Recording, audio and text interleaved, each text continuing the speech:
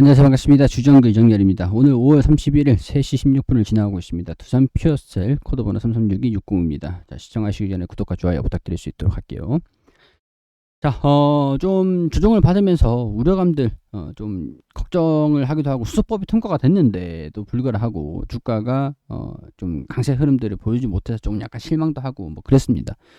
근데 일단은 유럽 같은 경우에서 원전도 확대하고 신재생에너지도 확대를 하고 태양광도 확대를 하고 이런 상황들이라서 신재생에너지 관련 종목들이 다 강세를 보여주고 있는데 수소 관련주들은 조금 거기에 대비해서는 좀 미미한 모습들을 보여주고 있어요. 근데 결론은 그거예요. 신재생에너지, 풍력에너지, 신재생에너지 측면에서 볼 때, 자, 신재생에너지 볼 때 풍력, 태양광, 수소, 원전, 원전은 이제 친환경이라고 칠게요. 친환경, 뭐 가스터빈,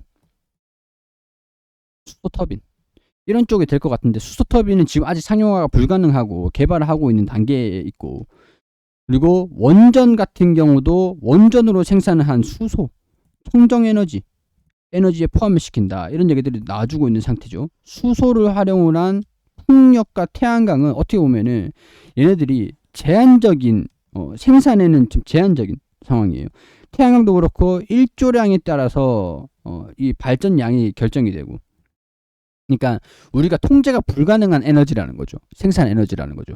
일조량, 태양광, 뭐 장마철 되면 유럽은 특히 장마철이 좀 있는데 일조량에 따른 발전량에 그게 있잖아요. 풍력 같은 경우도 우리가 인위적으로 바람을 늘릴 수가 없습니다. 조절이 통제가 불가능하다는 거예요. 뭐 수력도 있죠. 수력이 있는데 우리가 수력량, 물이 떨어지는 이 양을 뭐 늘리고 줄이고 한계가 있잖아요. 최대치가 한정이 되어 있습니다. 원전 같은 경우에서는 그게 없잖아요.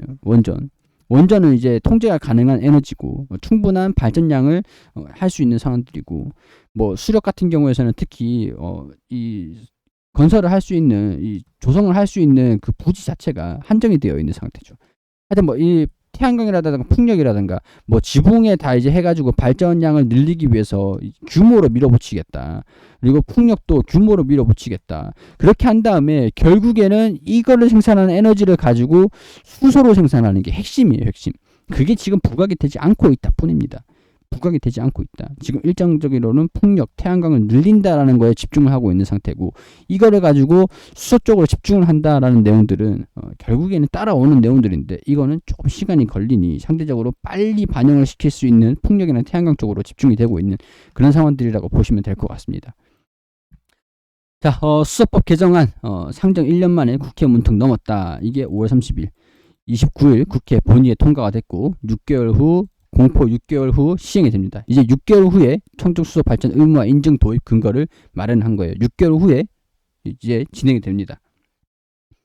자, 이 내용들을 보면 청정수소, 수소발전 사업자, 수소가스터빈 정의 규정 신설, 뭐 등등등등 생산량, 수입량, 판매량, 구매자에 대해서 산업통상자원부 장관 등의 신고, 수소법 개정안 통과는 금진적이었다 이런 내용들이 좀 나와주고 있는데, 청정수소를 기반으로 수소 발전을 늘린 데 있는 만큼 그 세부사항을 정하는 하위 법령 개정 작업에 이제 앞으로 들어갈 예정이다.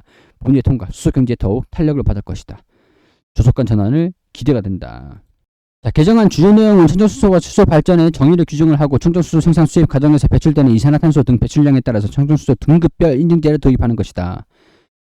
수소연료 공급자는 수소의 발전량과 사용량 일정 비율 이상을 청정수소로만 판매 사용할 수 있으며 청정수소 발전 의무화 제도를 도입해 수소 구매 사업자가 법령에 정한 기준에 따라서 수소 발전량을 의무적으로 구매 공급할 것을 명시했다. 자, 청정수소 인증제, 구매 공급 의무화, 수소 발전, 우리나라의 수소 경제 전환이 급물살을 탈 수 있을 것으로 기대가 된다. 청정수소 인증을 받은 수소 또는 수소 화합물로서 무탄소 수소, 저탄소 수소, 저탄소 수소 화합물 등으로 구분된다. 무탄소 수소는 온실가스를 배출하지 않는 수소이며 저탄소 수소는 온실가스를 대통령령으로 정하는 기준 이하로 배출하는 수소를 의미를 한다. 청정수소 인증제는 생산 수입 과정에서 배출되는 이산화탄소 인증 기준을 충족하는 수소 또는 수소 화합물에 대해 등급별로 인증을 부과하는 제도다. 수소 발전 공급하는 수소 생산을 위해 사용되는 천연가스에 대한 별도 요금 체계를 제공하는 조항이 신설돼 연료전지 발전소의 경제성 문제가 해소될 수 있을 것으로 기대가 된다. 수소 발전을 공급하는 수소를 생산하는 사업자 같은 경우에서는 천연가스를 받는 것들을 조금 저렴한 가격으로 수소 사업자 천연가스 비용으로 할 수가 있기 때문에 충분히 경쟁성 있는 수소 생산을 할 수 있겠다라고 보고 있는 것들이죠. 수소법 개정안이 시행된 후에 수소에너지 연료전지 등의 공급 인증서 발급받을 수 없게 됐다. 다만 운영 중인 수소에너지 연료전지 법 시행 전 발전 사업 허가를 받은 자 중에 1년 이내 공사 계획 인가를 받은 경우에 수소전지 공급 인증서 발급하며 이 경우 수소 발전량을 인정받지 못해 수소 발전 입찰 시장에 참여하지 못할 것으로 보인다. 이전에 드론 퓨어셀 같은 경우에서는 이 공급 인증서가 부가 수익이 될 수 있다. 이런 얘기들을 좀 말씀을 드리긴 했는데 이거를 좀 기대하기 어려운 상황들이 될 것 같아요. 대기업 수소법 통과에 시장 선점 경쟁, 기술 사용화, 실증, 대기업들 투자가 확대가 된다. 이런 것들이 기대감들이 가질 수 있는 것들이 되겠죠. 신재생 에너지 공급 의무화와 유사한 수소 발전 의무화 도입으로 업계에서 받아들이고 있다. 평정 수소 전용 계약 시장의 개설. 그러니까 여기서 공급 인증서를 없애는 대신에 수소 발전 입찰 시장, 이게 아마 이거 얘기를 하는 것 같아요. 이 수소 발전 생산량 범위 내에서 이루어지는 전용 구매 입찰 참여를 거쳐 계약을 맺고 수소 전력을 생산, 전력 거래소에 판매할 수 있도록 하는 시장. 이거인 것 같아요. 자, 총정 수소 전용 계약 신설은 사실상 신재생 에너지 공급 의무화와 유사한 수소 발전 의무화 도입으로 업계에선 받아들여지고 있다. 수소 생산 전체 과정에서 발생하는 이산화탄소 양을 기준으로 수소 등급을 매겨 탄소양을 적게 배출하는 등급 수소를 생산, 소비할 경우 각종 인센티브를 제공하는 제도다. 일단은 이 청정수소 전용 계약 시장이 내년 말에 개설이 된다라고 하니까 대기업들 벌써 이 기업의 이 시장에 대한 선점 경쟁을 벌이고 있다. 이거는 추가적으로 좀 내용들이 나오는 것들을 봐야 될 것 같아요. 이걸 저도 이해를 좀 해봐야 될 것 같은데 좀 더 알아보도록 하겠습니다. 자, 청정수소 전용 계약 시장 내년 만에 개설이 된다. 수소법 제정으로 발전소로 전기를 만드는 전기 사업자는 생산 전력의 일정 비율을 청정수소로 채워야 된다. 전기를 만드는 전기 사업자가 생산 전력을 일정 비율을 청정수소로 채워야 된다. 청정수소 전용 계약 시장이 내년 말에 개설되고 청정수소 인증제를 이루면 2024년도 시행이 된다. 전용 계약 시장이 수소 발전소가 연도별로 정해지는 국내 전체 수소 발전 생산량 범위 내에서 이루어지는 전용 구매 입찰 참여를 거쳐 계약을 맺는다. 일단 뭐 수소를 사고 팔고 할 수 있는 거래소가 생긴다라는 것들이 된 것 같아요. 태양광 같은 경우에도 거래소를 통해 가지고 이제 사고 팔고 하기도 하거든요. 약간 그런 유사한 것들인 것 같습니다. 이 경쟁 입찰이긴 하지만 발전량만큼 사업자들에게 보장하는 것들인 만큼 사실상 의무화가 될 것이다. 기존에 가동되고 있는 연료전지 발전은 기존대로 RPS로 인정이 된다. 이거는 뭐 기존에 하고 있는 그런 사업자의 인센티브를 좀 주는 것 같습니다.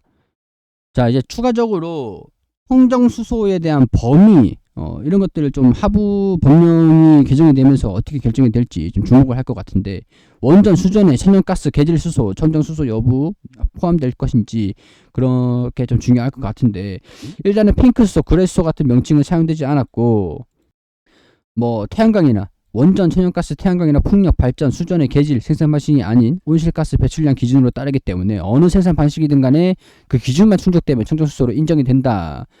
기준만 충족이 되면은 이게 좀 애매하긴 할 것 같아요. 얼마만큼의 온실가스 배출이 진행이 되느냐에 따라서 청정수소로 인정이 된다라고 하니까 포괄적이기도 하면서 좀 제한적이기도 하고 뭐 그런 것 같습니다.